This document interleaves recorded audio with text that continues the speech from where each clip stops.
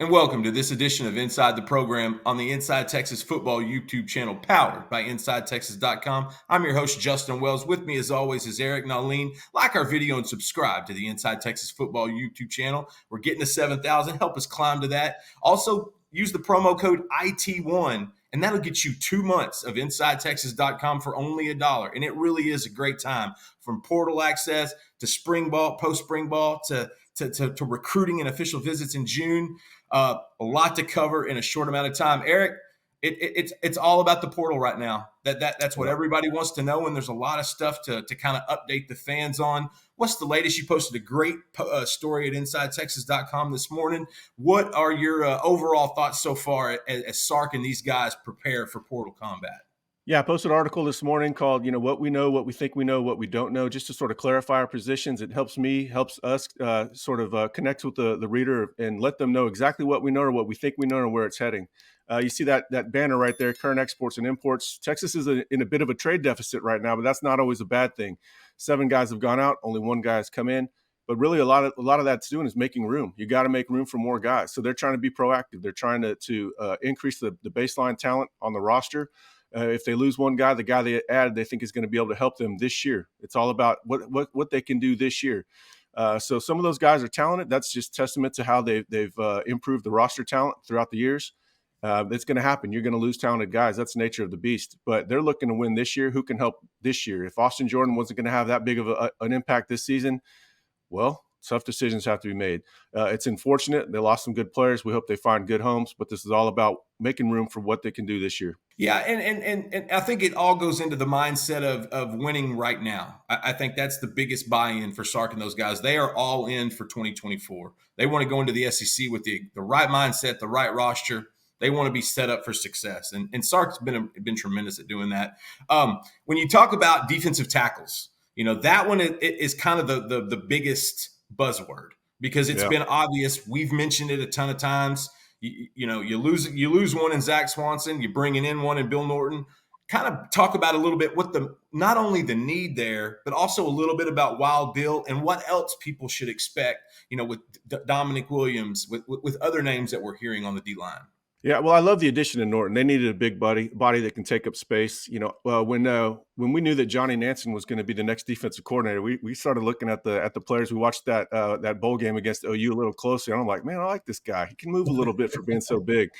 I wanted him to go into the portal in December or January, and that didn't happen. So I think it's a big pickup. He's not a game changing talent, but he fits what they're trying to do. He fits what they need. There's not anybody else on the roster like him. Obviously, the big chip is Dominic Williams. He visited this week. It was a good visit. I'm pretty bullish on UT. I know that they're resolved to ultimately win that recruitment is where it needs to be. But we've got to remember there are things out there we don't know. We don't know the resolve of other schools. He's going to Missouri.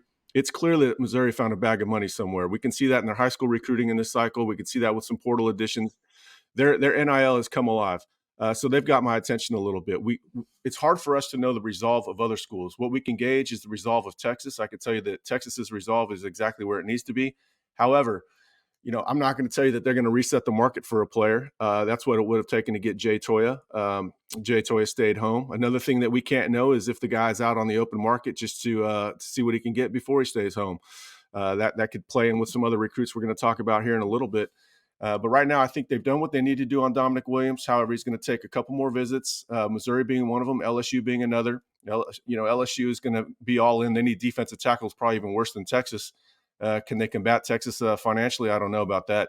But Texas is all in. We just have to wait and see how it plays out. I don't think we're going to know anything until the last hour before decision next Wednesday. Yeah, and there's other guys as well. There's a pair of Michigan State D linemen that Texas are kicking the tires on. It feels like there's a new name every day, and that's kind of the life of covering the portal, I believe, in this day and age in college football. And honestly, it keeps us on our toes. It makes it fun. But like you said, Texas isn't going to want to reset the market. I know one guy that keeps us on our toes is Andre the Lawyer. Anytime you're in trouble, anytime you need help, that's a trusted Inside Texas guy right there through and through. Andre the Lawyer is the man you need to call.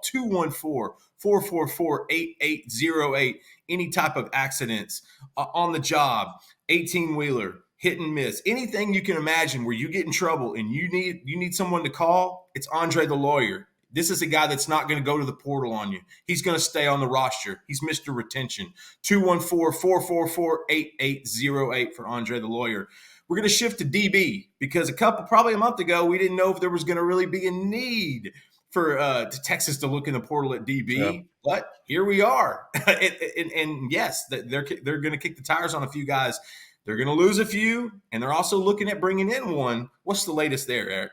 Yeah, I mean, I wouldn't rule them out taking two DBs. Maybe they take a defensive back that can help Makuba play star, and if he's that star, then Jade can give them reps at corner. If you get somebody that can play Jade at corner more, then that's like getting a corner out of the portal.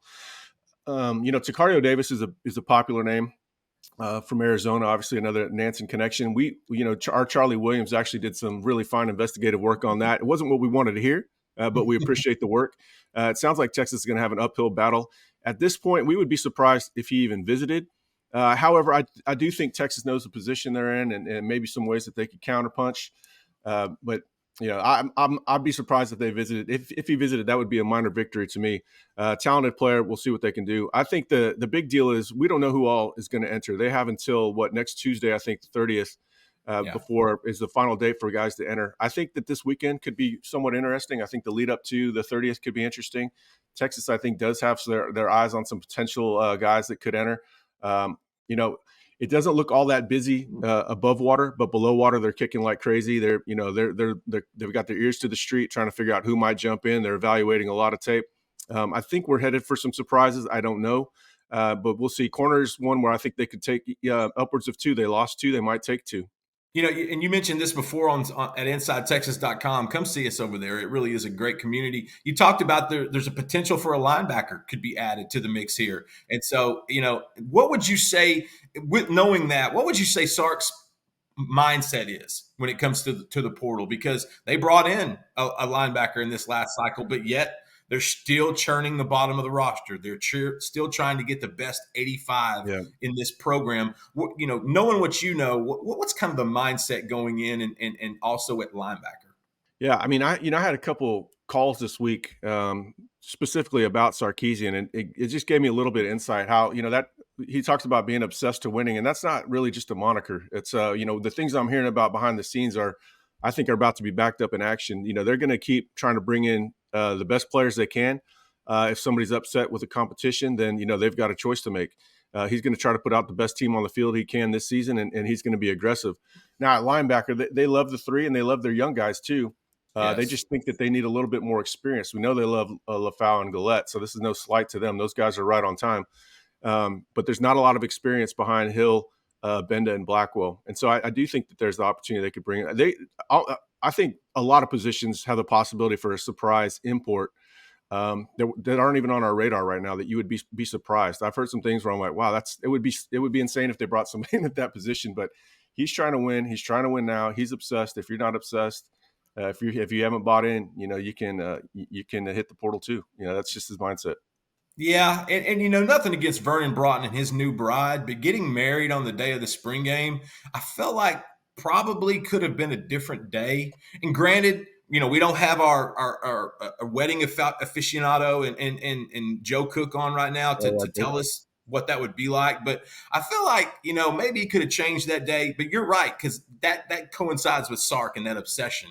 It's like, hey, this is the only thing in his life right now. I want to touch on this real quick. You mentioned yesterday on the board, punter, because that was one without a guy. The only scholarship guy is going to be Michael Kern. He's not on campus yet. What's the latest that you heard from that position? Because we know how much Jeff Banks puts stock into the special teams. Yeah, they must feel good about Kern or the walk-ons that they have right now. I don't expect them to take a punter. I reached out to the kid at Louisiana Tech, talented player.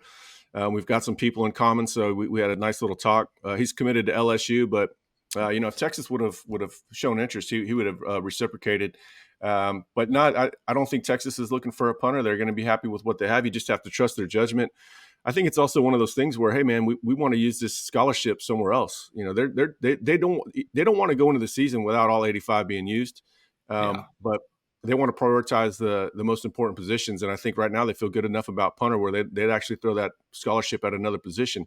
Now, I'm not saying they're going to fill everything out, but that's their intention. They're leaving room so they can go as big as possible. They're, like Sark said last year in a press conference, they're looking for big fish. Right now, they feel like they can use that scholarship more wisely than taking a punter. Portal stuff it's madness. It really is. And it's so much fun at InsideTexas.com. Like I said, it keeps us on our toes. It's something that we're constantly having to check on, constantly updating. You got to come see us at InsideTexas.com. It really is the best time to join. If you'll use promo code IT1, you will get 2 months of Inside Texas for only $1. My man, that is about as good as it gets as we give away this really, really good info on a daily basis. We sure do appreciate and thank you for making us a part of your day and joining us on the Inside Texas Football YouTube channel powered by InsideTexas.com.